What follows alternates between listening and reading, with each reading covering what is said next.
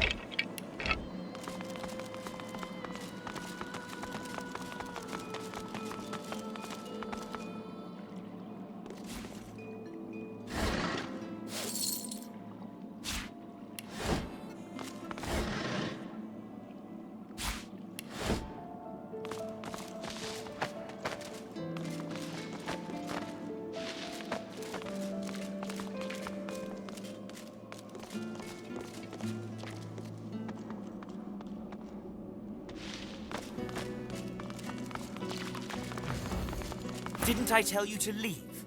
Wasn't I clear that you're not welcome here? You can't teach a fool anything.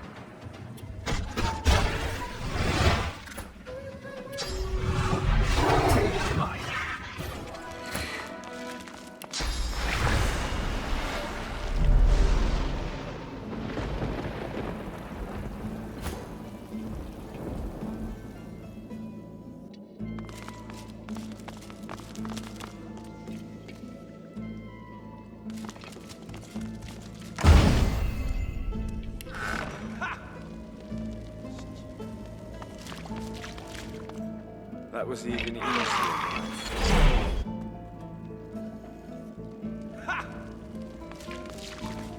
What a fool you are. In what world does treasure simply appear from on high?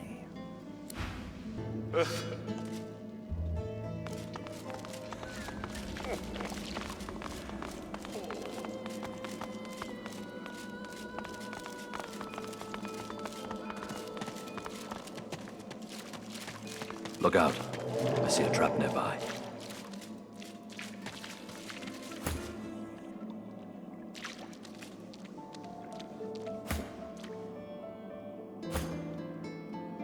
A trap. Better give it a wide berth.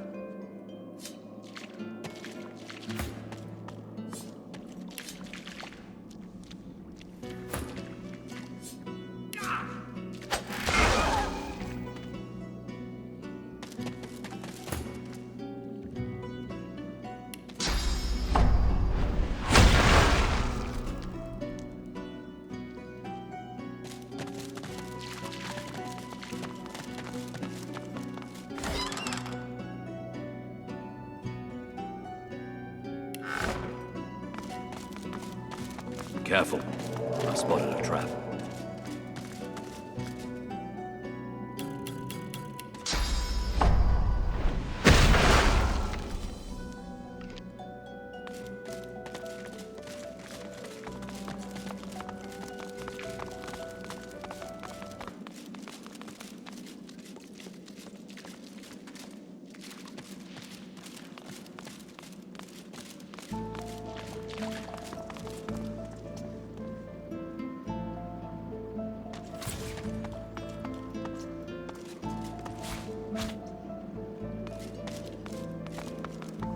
You come to find. You come to search. But you won't find the way. A pity. Braccus has willed it. Trompdoy must abide. You have met the unfortunate guardian of this vault. Judge him with a forgiving heart. Fate has been unkind to him. Do you wish to move forward?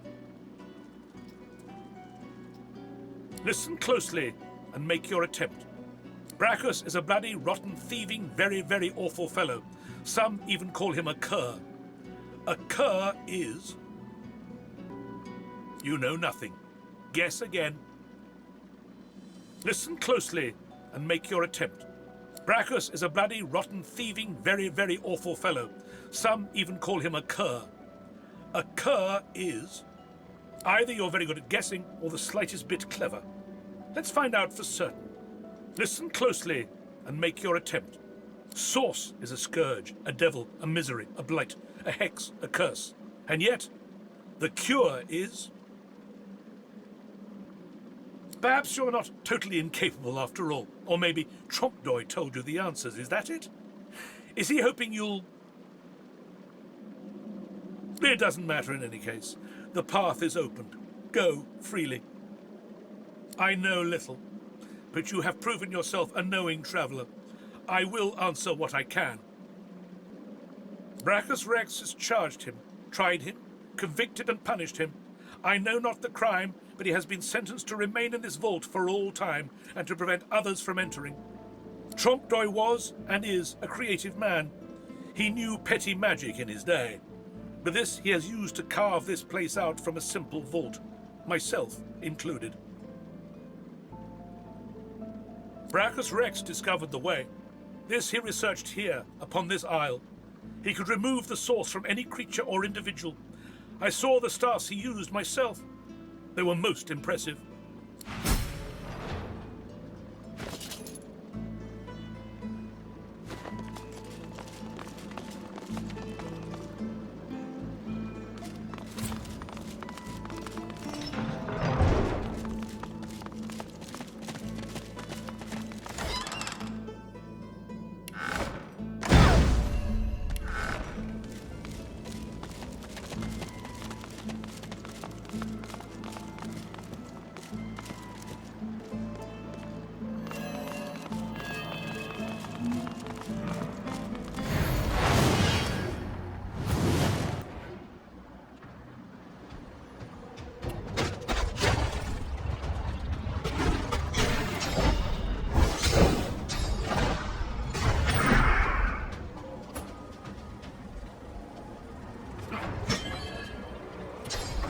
I yield.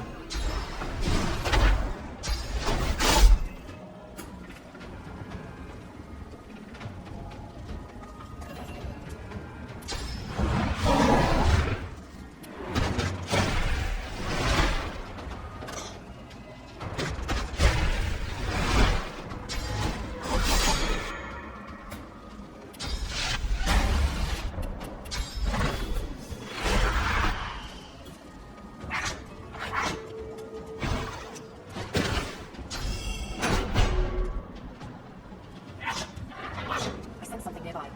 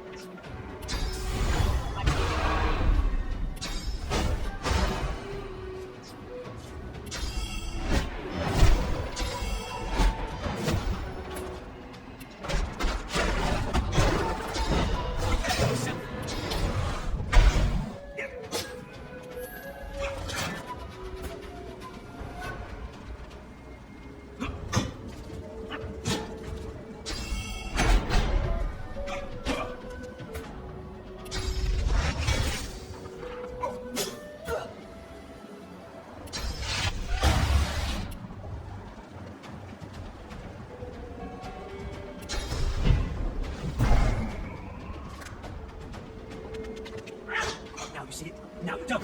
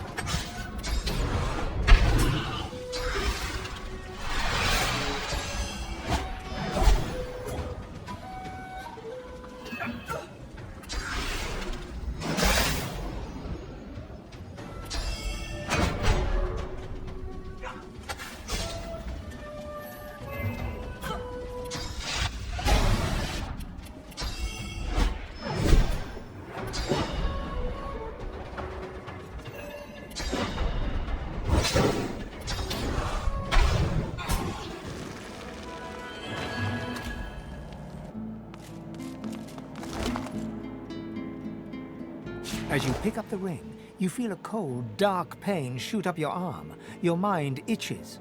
You don't hear, but feel a whisper in your ear. It tells you to slip the ring onto your finger.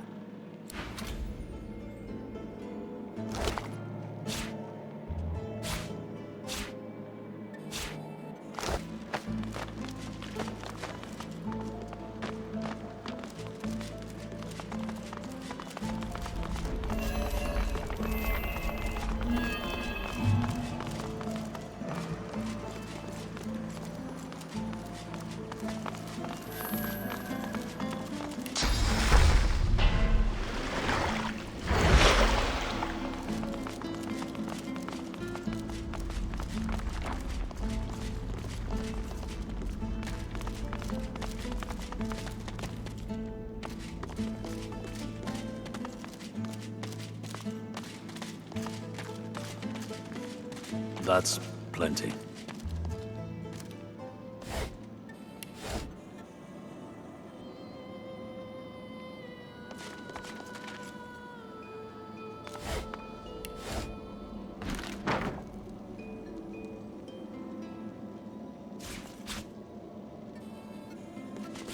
Look at that wand.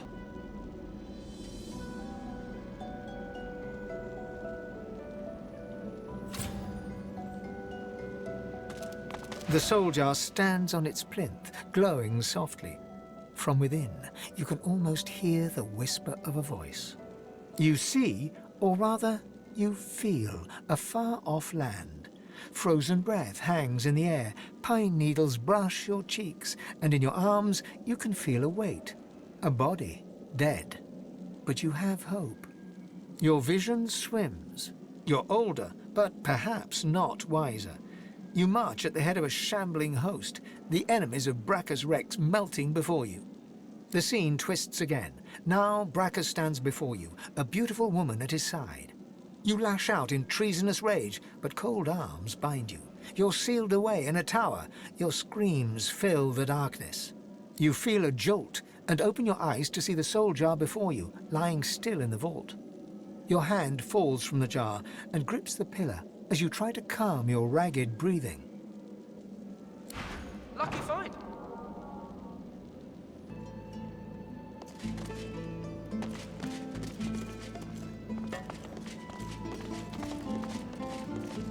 The jar on the plinth before you seems ancient, but is in surprisingly good condition.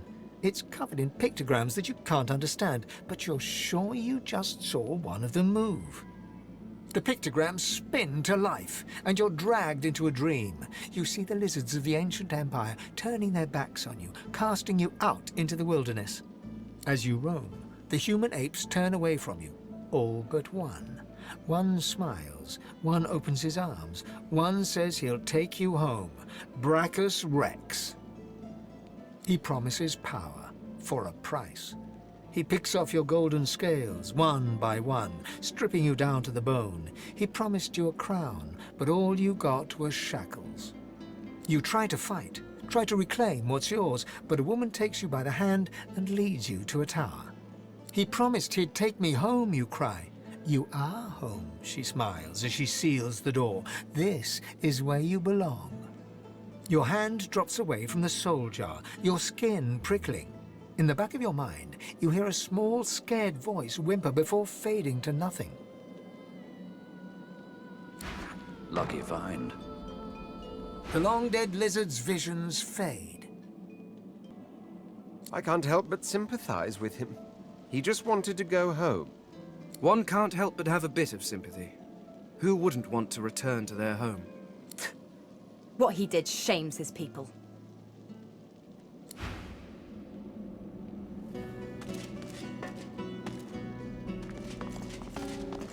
This jar glitters and glows.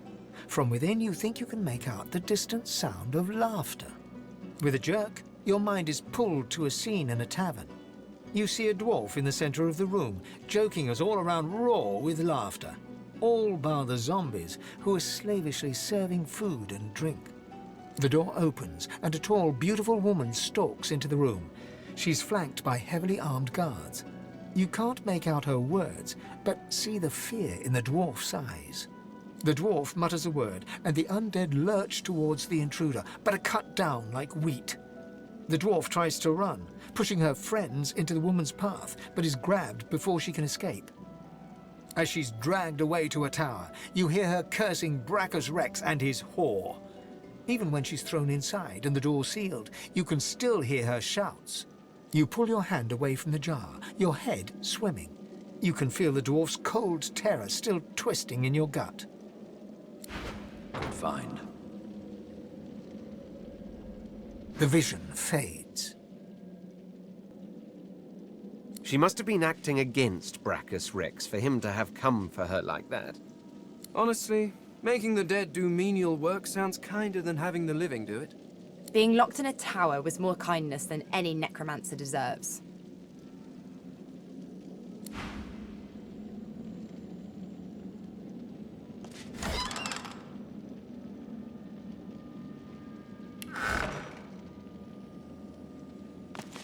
The jar before you may have looked opulent once, but no longer. Now it's covered in grime, its paint chipped away, and its jewels long stolen. The soul jar rocks slightly, light flashing from underneath its lid. On its rim, you can just barely make out the name Gratiana. As soon as you touch the jar's cracked surface, you see a vision of splendor, silks, fine food, and decadent lechery. But underneath it all lies bone and blood. The vision shifts. You see burning villages, slaughtered women and children. You see her, purging wand in hand, standing amongst it all. She throws her head back and laughter echoes in your skull. A shadow falls across her, and you see a large, weeping face.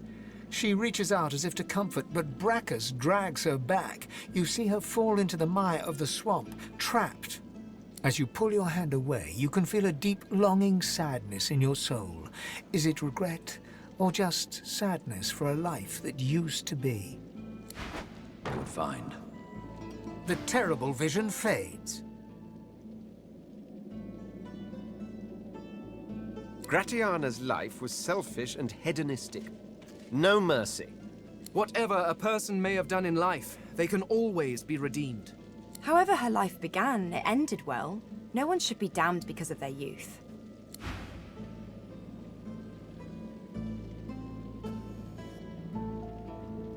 Lucky find.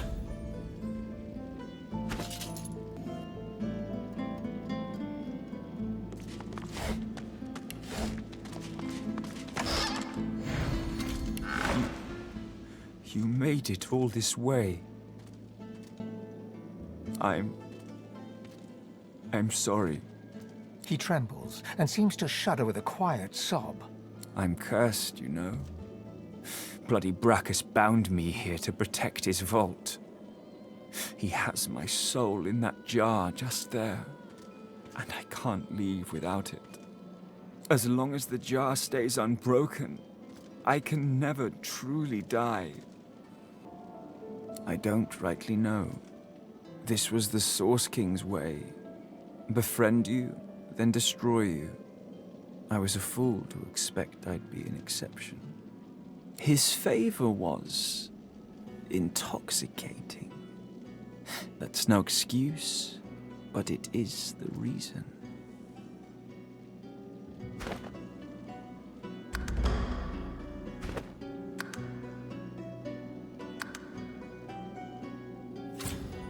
Really?